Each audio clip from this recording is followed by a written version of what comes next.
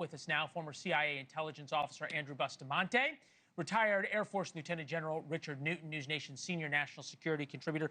General, I want to start with you, just to set the table here, some quick questions, quick answers.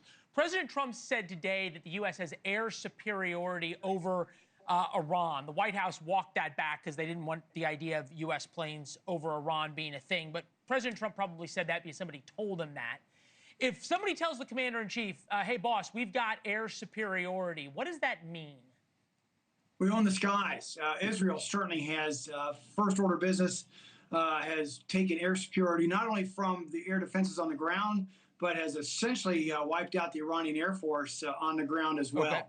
So, bottom line is Israeli Air Forces, as well as if U.S. forces were to be involved, own the skies. Okay, own the skies. Second thing, and I think Robert laid it out very well, moving the carrier battle group plus 25 or more U.S. Air Force tankers into the region. Everything is now in place, fair to say, if the U.S. were to get involved? Fair to say. We had my sources tell me actually 30 tankers plus have already moved from the United States over in the European area to create what we call an air bridge, Leland, and that would allow for and compel B-2 bombers actually from Whiteman Air Force Base to be able to strike targets in Fordow and elsewhere in Iran. You are a uniquely qualified guest this evening. You used to command the B-2 squadron, B-2 bombers. Is this anything more than a light workout? Hey, fly over Fordow, drop a couple of these bunker busters and come home? Anytime you put our airmen at risk, our soldiers, sailors, and Marines, it's a light workout. This is full-on force, heads down in the cockpit, and it's risk. But however, we're risk averse to the point where we take all the conditions of risk out. But I believe the stealth of the B-2, and especially with that GB-57 you mentioned, that 30,000-pound bunker buster, can certainly do the job at Fordow or anywhere else for that matter. All right, fair enough. Andrew, bring you in on this. Something that has not been discussed much when it comes to Fordow is possible of covert action or ground forces, they be Israeli special forces or otherwise. This is something that came out from the Israeli ambassador's letter to the United States. We have a number of contingencies which will enable us to deal with Fordow. Not everything is a matter of, taking to the skies and bombing from afar. What do you take that to mean? There's a number of intelligence tools that could be used in this situation that reduce the kind of risks that the general was talking about that would come with an airstrike. They could have already implanted on the air-gapped cyber systems that run Fordow, they could have already implanted some sort of self-destructive Trojan horse or some sort of self-destructive cyber device so that at a push of a button, everything could melt down. Not the centrifuges themselves, but the software that actually runs the centrifuges. There's also the suggestion that if they have penetrated with human sources could go in there and actually upload some sort of virus or have even physical sabotage and explode the facility from within. Andrew, when you see sort of the way that this is playing out, how much insight does the United States, you think, have to what's actually going on inside the Iranian military compared to, say, the insight the Israelis have? I would venture to guess that the Israelis have an incredible advantage over the United States in terms of intelligence on the ground in Iran. The Iranian administration, the Iranian theocracy, is one of several threats for the United States. But for Israel, they are the prime existential threat. So for any dollar that the United States might put into penetrating Iran, Israel would put in tenfold. And they've seen this as a threat for a long time, where we've had varying threats that have come from China, Russia, and Afghanistan and beyond.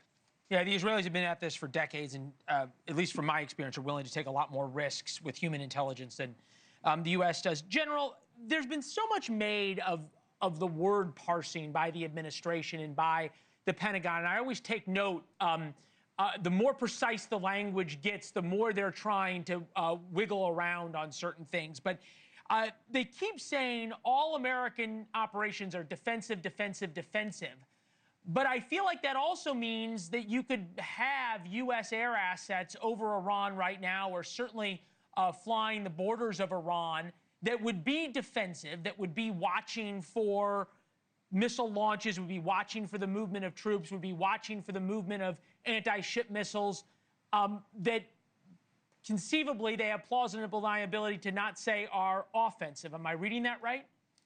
You are, and we have seen in the media, certainly recently, the last couple of days, this parsing of offensive versus defense. But if you've got air superiority assets over Iran or in and around Iran, they're there to protect our American men and women. You mentioned, Leland, there's 50,000 Americans serving in the military. By the way, there's also 700,000 Americans in Israel. So the fact that these air assets would be defensive of nature, but they can go offensive real quick. That's some of the formality of air power, what it can do. But nonetheless, they're there for a purpose, and that's to certainly protect U.S. national interests. But the fact they can also go offensive in a very quick turn. Yeah, we're putting up the comparing Air Force assets. The American numbers of 14,000 is a little high because of so many planes in what we call the boneyard retired. Iran doesn't really have an Air Force anymore. The Israelis took care of that. This is President Trump talking about that he is, quote, not in the mood to negotiate. The cities have been blown to pieces. We've lost a lot of people. They should have done the deal. I told them, do the deal. So I don't know. I'm not too much in the mood to negotiate. Andrew, you said their cities have been blown to pieces. I think sort of the opposite is true, that the Israelis have shown pretty great restraint in what they've targeted and pretty incredible intelligence in the things they have targeted. Yeah, it's important to note that Israel launched this attack knowing full well that they didn't have the device they needed to destroy Fordow. So you have to wonder, why did they choose the what and the when and the how when they knew for a fact they would need the United States to come in? Well, do we really know that, though? I mean, we're all sitting here assuming the Israelis don't have the ability. The Israeli ambassador seemed to indicate they had other abilities, and I don't think anybody thought the Israelis had the ability to pull off what they did. I would argue the opposite, actually. I would argue that most of us knew that Israel had the capability to do the kind of damage that they're doing right now.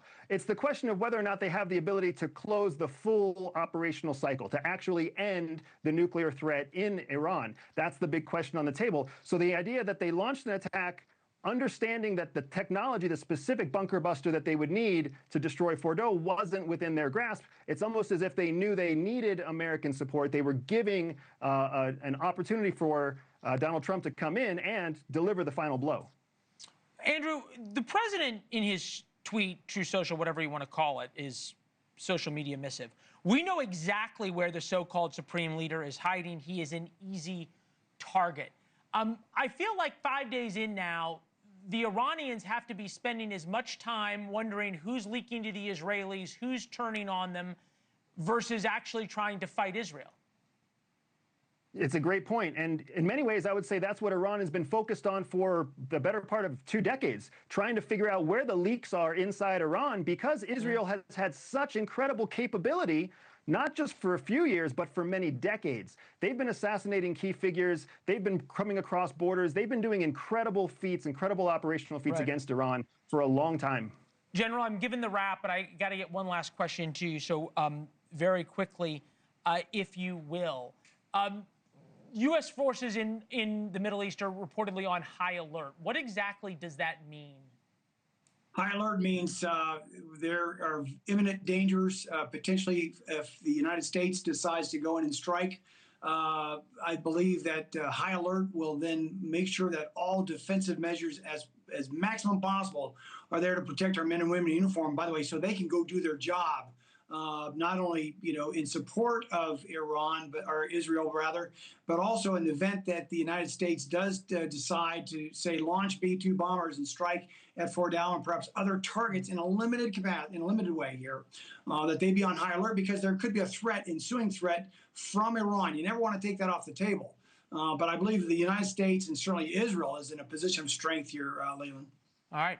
Gentlemen, thank you both very much. Appreciate it. Wonderful way to start the show.